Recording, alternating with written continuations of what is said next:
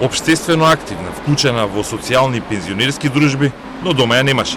Лилјана Тодоровска, подписничката и идејниот автор на социјалниот проект за Европски центар за возрастни, на крајот на 2017 на сметка добила и подигнала 720.000 евра и плюс персонален данок. Живее на мансарда во центарот на Скопје, но ниту вчера, ниту денеска ја немаше дома.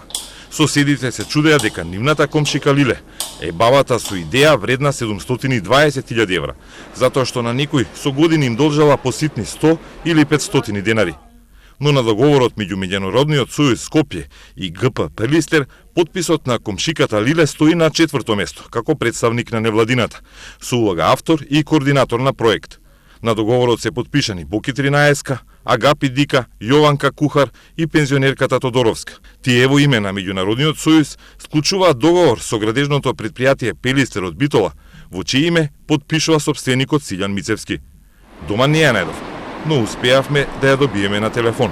Тодоровска е вознемирана од пишувањата во медиумите, кои ја распнуваат, иако не знаат ништо за неа.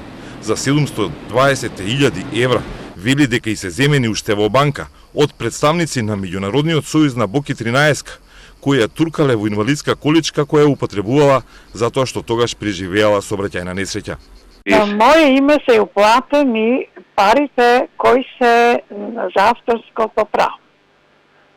Но, слушајте ме внимателно, од парите јас немам ни еден динар, тие што беа во банката, кај нив се парите. Кои што беа во банката? Со мене заедно од Меѓународниот сојуз. Аха, добро, а тоа им го кажете на надлежните органи дека ви ги зеле парите? Што значи тоа?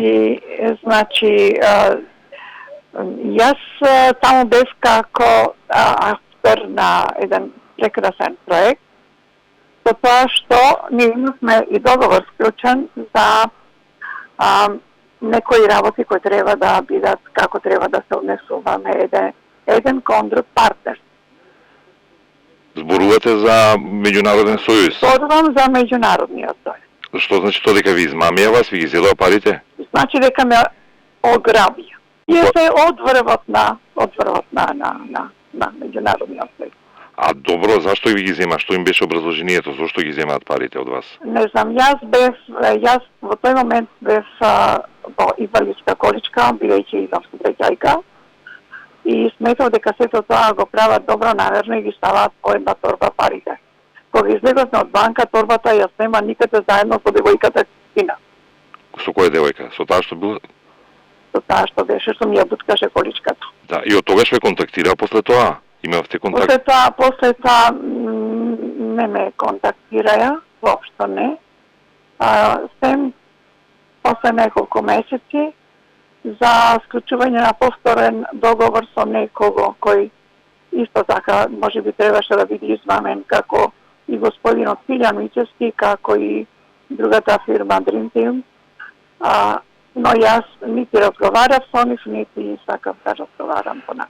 А добро, ова го пријавивте, кажавте, пошто ви викале во финансиска полиција? Во финансиска полиција јас кажав се како што треба да биде кажано. Ова им го кажавте? Дека сте измамени? Финансовата полиција беше пред да се земат парите. Аха. А ова го кажав на кај собственикот кој ги уплати пари.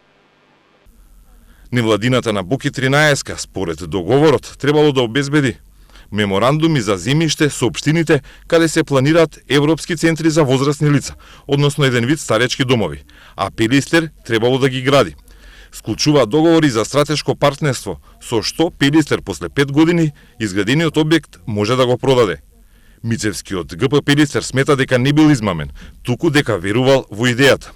Во телефонски разговор ни рече дека првин планирале да градат Европски центар за возрастни лица во Охрид, но тамошниот градоначалник Јовановски починал ненадејно.